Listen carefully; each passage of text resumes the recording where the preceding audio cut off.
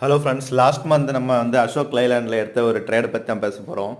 இது என்னாச்சுன்னு பார்த்தீங்கன்னா, எனக்கு ஸ்டாப் லாஸ் அடிச்சிச்சு. எங்கே அடிச்சிருக்கு பாருங்கள். கரெக்டாக என்னோடய ஸ்டாப் லாஸ்க்கு 10 பைசா கீழே வரைக்கும் போயிருக்கு.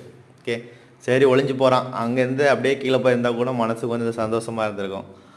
அங்கேருந்து பிடிச்சவன் தான் மேலே ஆல்மோஸ்ட் டார்கெட் கிட்டே போயிட்டான். நீங்கள் பார்த்தீங்கன்னா தெரியும். ஓகே, ஸோ இந்த மாதிரி எனக்கு ஒரு 4-5 ட்ரேட் ஆகிப்போச்சு இந்த மந்த்து. நாட் இந்த மந்த்து, இந்த இயரில். பார்த்திங்கன்னா நம்ம இந்த ப்ரெடிக்ஷன் ஏற்கனவே கொடுத்துருந்தோம். அதோட லிங்கும் வந்து ப்ளேபேக் வீடியோவில் நான் தரேன். இப்போ பார்த்தீங்கன்னா டார்கெட் கிட்ட போயிடுச்சு. பட் இது மாதிரி தான் நடக்குதுங்க.